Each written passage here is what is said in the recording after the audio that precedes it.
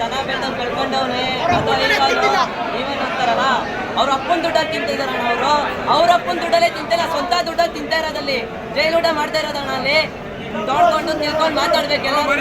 ಇನ್ನೊಬ್ರು ಹೇಳ್ತಾರೆ ಸೆಲ್ಟ್ ಹಾಕೊಂಡು ಸ್ಟೈಲ್ ಮಾಡ್ತಾನೆ, ಆಟಿಟ್ಯೂಡು, ಅದು ಇದು ರಾಜನ್ ತರ ಗೊತ್ತು ದೌಲತ್ತು ಅಂತ. ನಿಮ್ ದುಡ್ಡಲ್ಲಿ ಶೋಕಿ ಮಾಡಿದ್ರೆ ಮಾತಾಡ್ರಿ, ನಿಮ್ಮ ಅಪ್ಪನ ದುಡ್ಡಲ್ಲಿ ಶೋಕಿ ಮಾಡಿದ್ರೆ ಮಾತಾಡ್ರಿ, ಅವ್ರ ಅಪ್ಪನ ದುಡ್ಡಲ್ಲಿ ಶೋಕಿ ಮಾಡಿದ್ರೆ ಮಾತಾಡ್ರಿ. ಶೋಕಿ ಮಾಡ್ತಾ ಇರೋದಲ್ಲಿ ಸ್ವಂತ ದುಡ್ಡಲ್ಲಿ ಶೋಕಿ ಮಾಡ್ತಾ ಇರೋದು. ಯಾವನು ಏನು ಮಾಡಕ್ಕಾಗಲ್ಲ ಅಷ್ಟೇ. ಏನ್ರಿ ಸ್ವಾಮಿ, ಏನ್ರಿ ಮಾಡ್ತೀರಾ ನೀವು?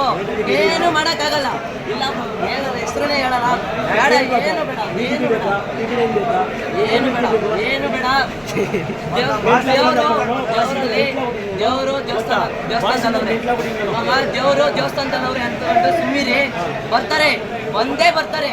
ಅವಾಗ ದೌಲತ್ತಲ್ಲ ಗೊತ್ತು ಇದ್ದೇ ಇರ್ತದೆ, ಇಡೀ ಕರ್ನಾಟಕದಲ್ಲಿ ಇರುತ್ತೆ. ನೀವಿಲ್ಲಿ ಬರ್ಲಿ, ನಾವು ನೋಡ್ತೀವಿ. ಅಪ್ಪು ಅಭಿಮಾನಿಗಳು ಇರ್ತೀವಿ ಡಿ ಬಸ್ ಜೊತೆಗೆ.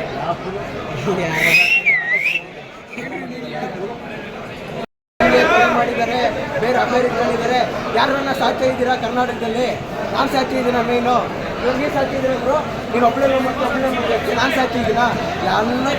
ಎಲ್ಲ ಜನರು ಒಂದೇ, ಪ್ರತಿಯೊಬ್ಬರು ಮಾಡ್ತಾರೆ. ಹಂಗಂತಂದು ಒಬ್ರು ಕೆಳಗಡೆ ಬಿದ್ದಿದ್ರು ಅಂತ ತಿಳಿಯೋದಲ್ಲ. ಅವ್ರು ಕೆಳಗಡೆ ಬಿದ್ದಿದ್ದಾರೆ. ಅವ್ರನ್ನ ಬೆಳಗ್ಗೆ ಒಬ್ರು ಹೇಳ್ತಿದ್ರು ಕೆಳಗಡೆ ಬಿದ್ದಿದ್ದಾರೆ, ಮೇಲೆ ಎತ್ಕೊಂಡ್ರೆ ಅದನ್ನ ತಡ್ಕೊಳಕ್ಕೆ ಯಾರಿಂದನೂ ಆಗಲ್ಲ ಅಂತಂದು. ಅದೇ ತಡ್ಕೊಳಕ್ಕೆ ಆಗ್ತಾನೆ ಇಲ್ಲ, ಆಗ್ತಾನೆ ಇಲ್ಲ.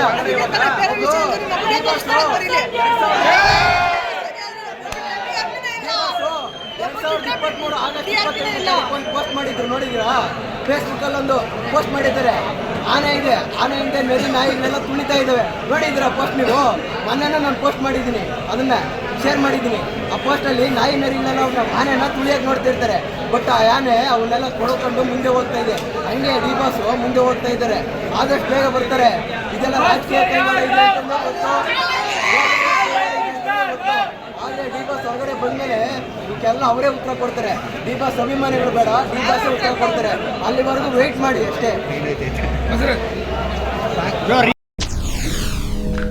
SS ಟಿವಿ, ಸಿನಿಮಾ ಜಗತ್ತಿನ ಕ್ಷಣ ಕ್ಷಣದ ಸುದ್ದಿಯೊಂದಿಗೆ.